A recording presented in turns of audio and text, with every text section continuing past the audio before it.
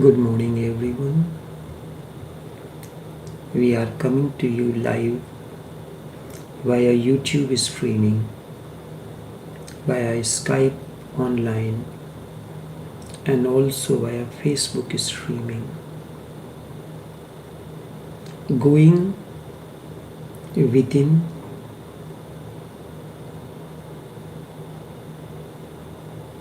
homage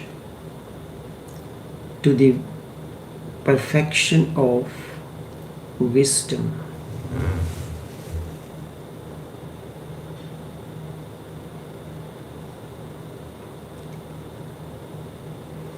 We use flowers as symbol of many things. Flower is the embodiment of truth, the embodiment of light, the embodiment of love. That is why it is used as the symbol of love. In the process of inward journey, when all the 6 centers are crossed, you continue your inquiry, you go on asking, who am I? Ultimately, a stage comes when no answer arises from anywhere. There is utter silence, a singing, a dancing silence. Your questions echoes and rebounds in yourself, who am I? But no answer except silence. No answer comes from anywhere, from any corner, and you are absolutely present, absolutely silent, no ripples, as if the inner lake has become silent.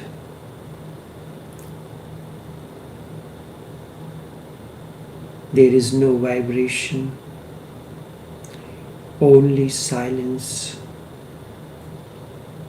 Then a miracle happens. You cannot even formulate a question. Answers have become absurd. Then finally, the question too becomes absurd. First, answers disappear. And with answers disappearing, the questions too disappear.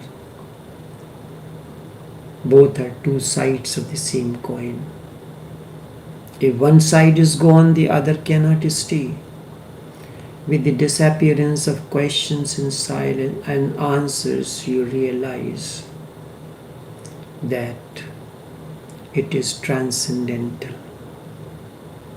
You know, yet you cannot say. You know, yet you cannot articulate anything about it. You know from the very core of your being who you are, but you cannot say. You cannot verbalize it. It is life knowledge. It is not scriptural. It is not borrowed. It is not from others. It has arisen from deep within you. Then, for the first time, you realize that you are Buddha. Whenever someone attains to awakening, first thing that happens, he laughs.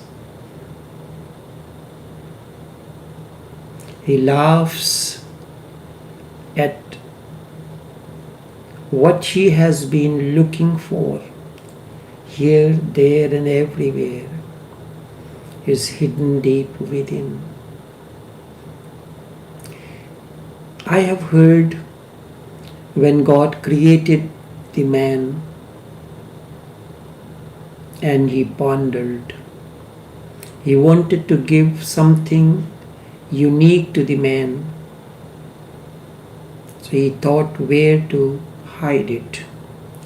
First, he said, hide it on the mountain. A soliloquy answer comes in.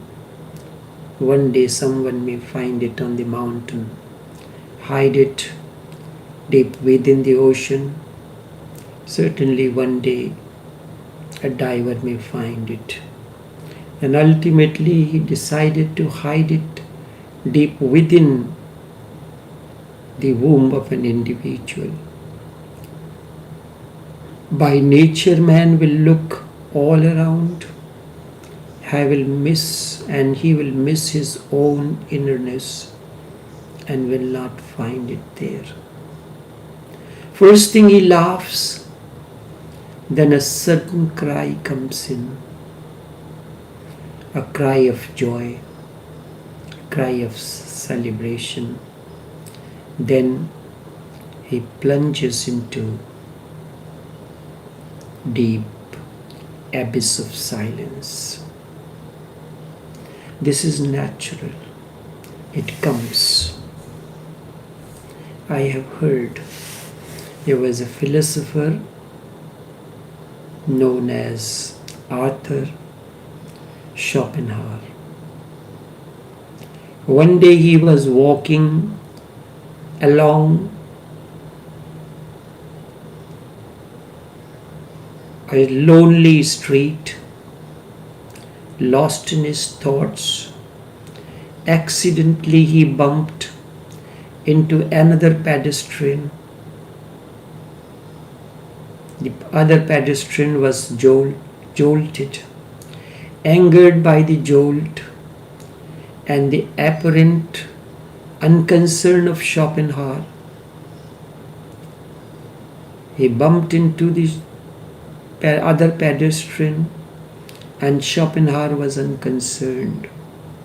This angered the pedestrian. Angered by the jolt and apparent unconcern of the philosopher, pedestrian shouted, "Well, who do you think you are?"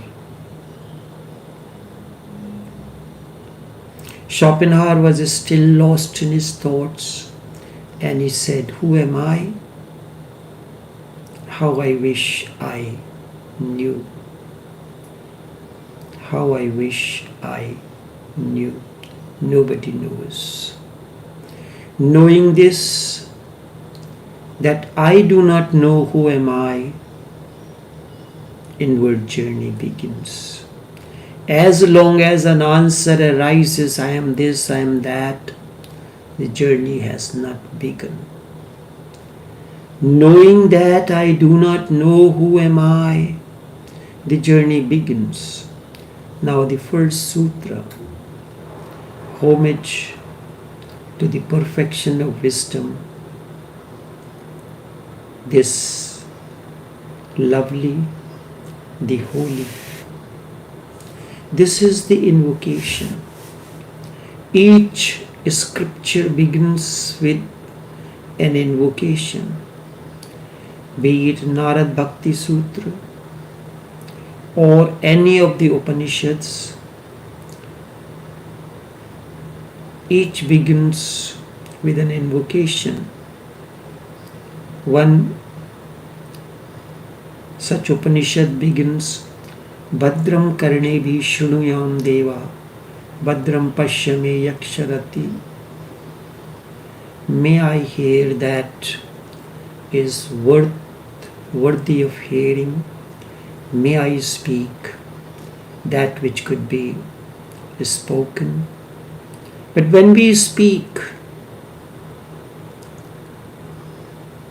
we do not understand what kind of words are to be used. We hear that we want to hear, not that which is to be heard. If you have heard the right thing at the right moment, a single word can bring transformation into you. It is said about Ramakrishna Paramahansa, wherever he is, in a congregation or a street, if he hears the name of Ram and Krishna, he used to start dancing like mad. This word was alive for him. Chaitanya, while walking down the streets of Calcutta, he heard half a line of Bhagavad Gita. Life was transformed. Adi Shankar was walking through the narrow lanes of Varanasi, and he saw an old man, haggard, with no teeth in his mouth. Shakespeare in Twelfth Night describes this man as Andrew Aguecheek, one whose cheeks has no teeth, the cheeks have sunk in, the belly and the back is becoming one. He is trying to remember, trying to memorize the grammar of Panini. Grammar means language. Heart knows no language. Silence has no language. It cannot be verbalized. It can only be lived. Buddhahood means living in utter silence. And what you are hearing at the moment is the echo of that silence. And out of compassion, it is the compassion, it is the inner silence of Shankar overflowed as Bhajagovindam. Bhajagovindam, Bhajagovindam Mudmate. Samprapte sannihite kale, nahi nahi rakshati dukkush karne. Mood jahehi dhanayagam trishnam, yallabate nij karmo patam. Vittam tena vinodaya chittam, mood jahehi dhanagama trishnam. All scriptures begin with an invocation. So this Prajna Paramita Hridayam Sutra, or popularly known as Heart Sutra, begins with an invocation, homage to the perfection of wisdom, the lovely and the holy. There is a reason for any invocation to begin. In other countries, in other languages, whether it is Greece or any other, this thing is not there.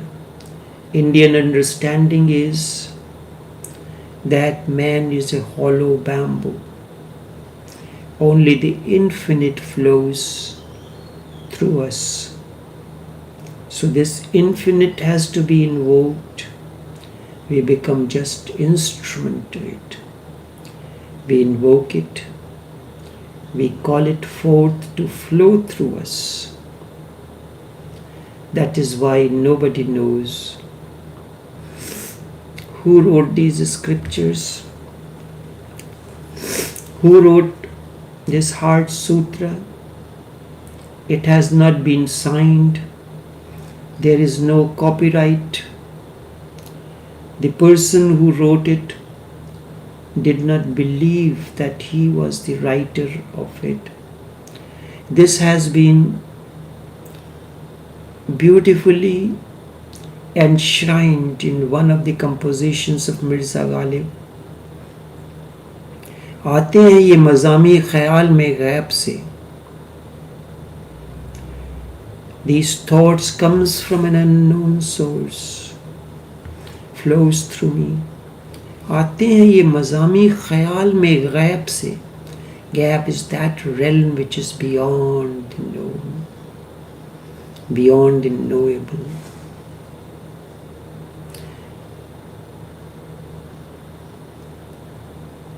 The one through whom this echo happens knows that he was the writer of it. He was just an instrument. The second line of Mirza Ghalib says, that sound that you hear is the sound of that angel who speaks through me. आते हैं ये मज़ामी ख्याल में गैब से नबाए Sharoz. This particular line I do not recall. It was dictated to him. He has faithfully written it, but not authored it.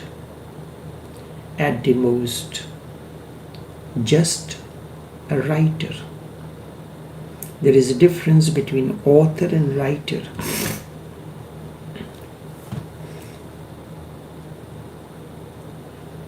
When Vivekananda was speaking in the Parliament of Religions, Margaret Noble, who later on came to be known as Sister Nivedita, asked Swamiji, when you were speaking in the Parliament of Religions, it appeared as if the rays of light was emitting out of you. At this, Vivekananda responded, when I was speaking in the Parliament of Religions, the words were mine, the voice was mine, but the force behind my voice was of that haggard man. The force behind me, my voice was of that haggard man. A composer has beautifully messaged us through this composition. मेरे दिल को दिल न समझो, मेरी जान को जान न समझो, कोई और बोलता है मेरी जुबान न समझो. My heart is not mine. My being is not mine. Someone else speaks through me. It's not my words. I am simply a hollow bamboo that echoes the message that overflows through it. Such is the beginning. Such is the way the scriptures in India begin. Homage to the wisdom, to perfection of wisdom, the holy, the lovely. This is an invocation. A few words, but every word is very, very pregnant with meaning. It's meaningful. Perfection of wisdom. It is the literal translation of Prajna Paramita. Pragya means wisdom. Remember, there is a vast difference between knowledge and wisdom. Knowledge comes through the mind. Knowledge is that which comes from outside. Knowledge is never original. It cannot be original by its very nature. It is always borrowed. Wisdom is your original vision. It does not come from outside. It grows in you. It wells out of you. Grows and wells out of you. It is not like artificial flowers that you purchase in the market. It is the real rose that grows on a plant through a particular process. And what is the flower? Flower is the song, the dance of the plant.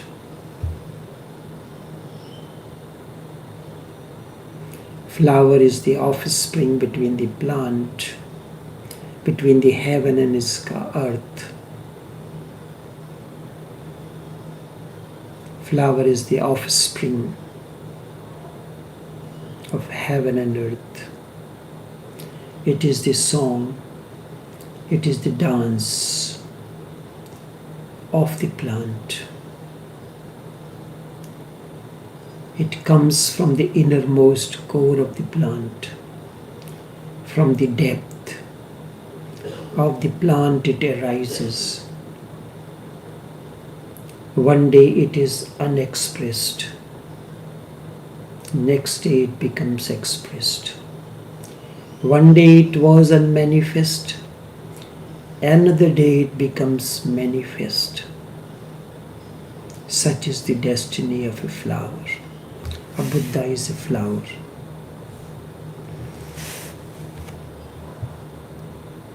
It's just happening, the words overflow. Have you ever heard that a rose, a flower is the dance?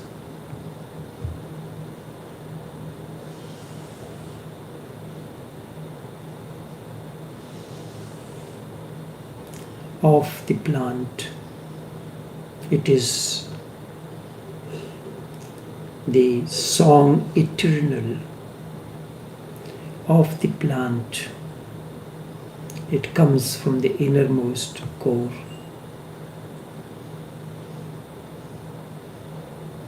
Of the plant. One day it was unmanifest, then it becomes manifest.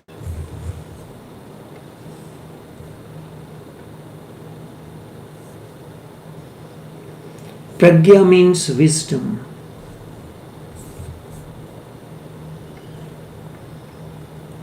Pragya means wisdom, but in English language, even wisdom has different connotations, has different connotations. Knowledge means without experience.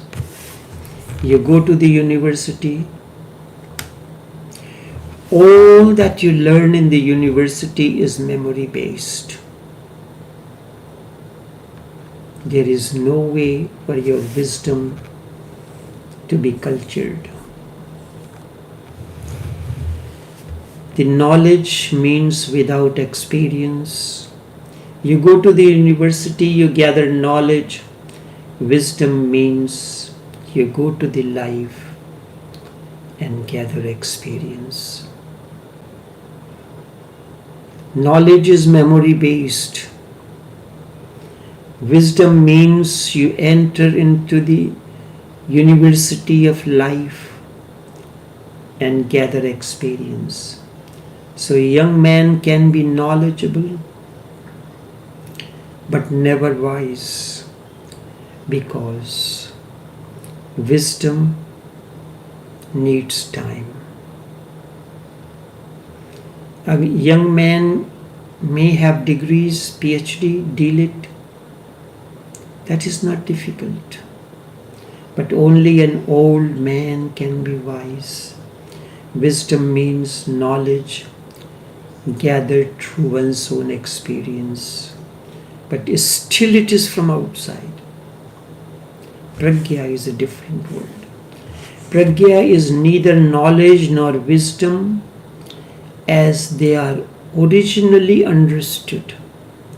It is, pragya is flowering within.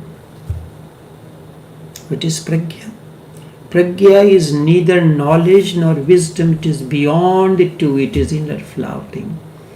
Not through experience, not through others, not through life and life's encounters, no.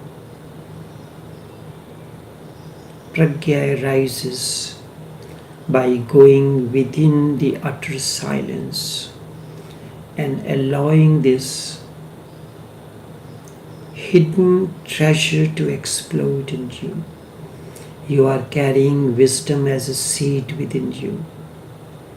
It just needs a right kind of a soil for it to sprout. Wisdom is always original. It is always yours, and only yours and no one else.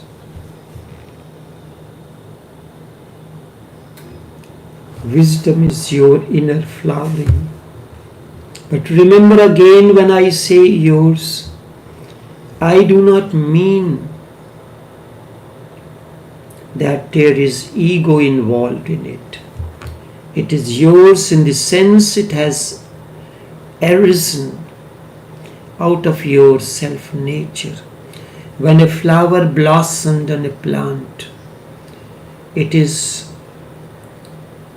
grows, it flowers, it blossoms on that plant. But plant cannot be egoistic. It is mine. A man of wisdom cannot claim that it is mine. It is cosmic. I was simply a hollow bamboo. It happened through me, it blossomed through me. Pragya means that is beyond knowledge and wisdom. That which grows within you, from within.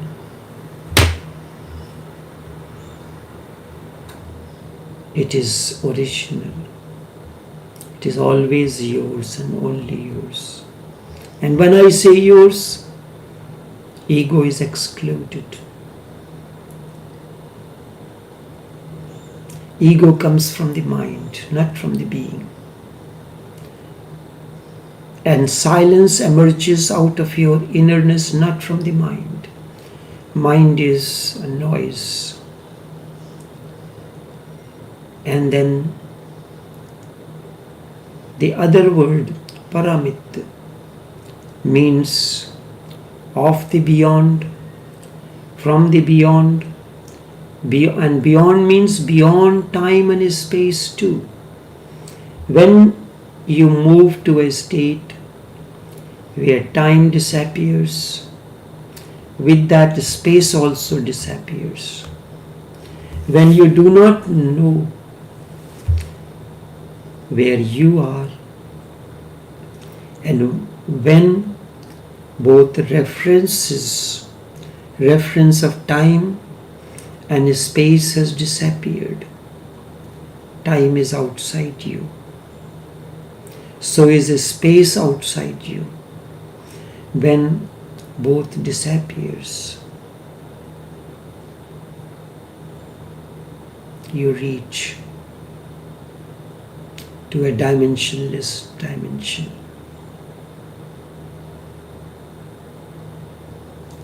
Someone asked Jesus, tell us something about the kingdom of your God.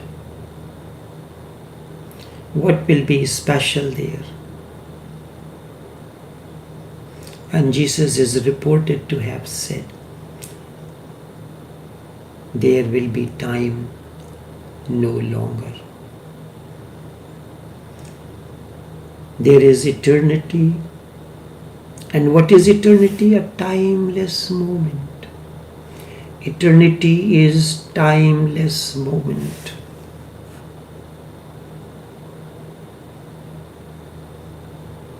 That is beyond. A spaceless space. A timeless moment. You are no longer confined, so you cannot say who you are. Now look at me. I cannot say I am here because I am here and I am there too. I am spread over the entire cosmos. I cannot say I am here because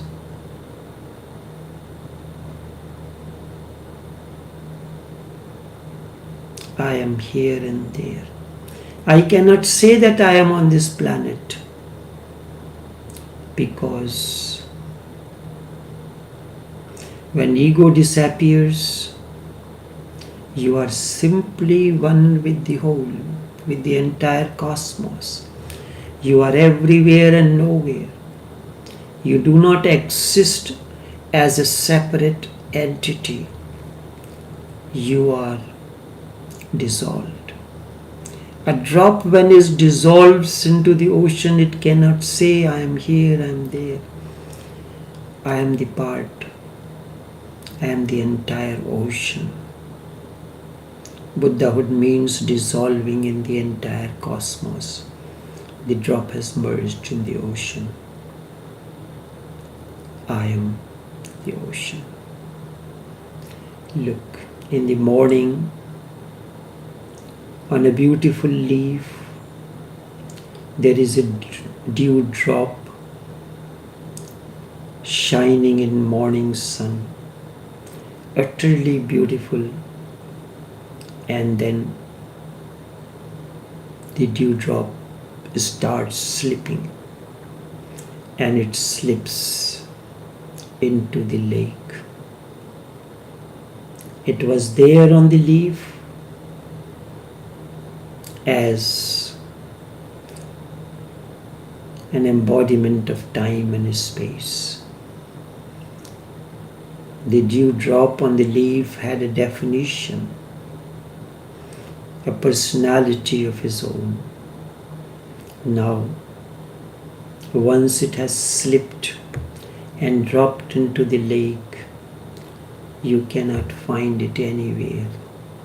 Not because it has become non-existential, certainly not.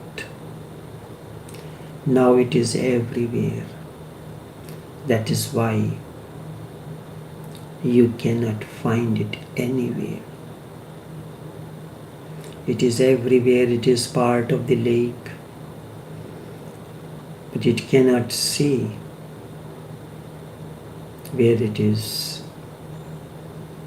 here, there, and everywhere. You cannot find it anywhere. You cannot locate it because the whole ocean has become its location. So too, the entire existence becomes the location of a Buddha. Now it does not exist separately. Now it does not exist separately. When you do not exist in separation from the whole, only then there arises a prajna paramita, the wisdom that is perfect, the wisdom that is from the beyond. That is why the name of this sutra is prajna paramita. These two words, prajna, pragya, and paramita, I explained. Then why is it called Hridayam Sutra? Prajna Paramita, Hridayam Sutra, a beautiful invocation of the scripture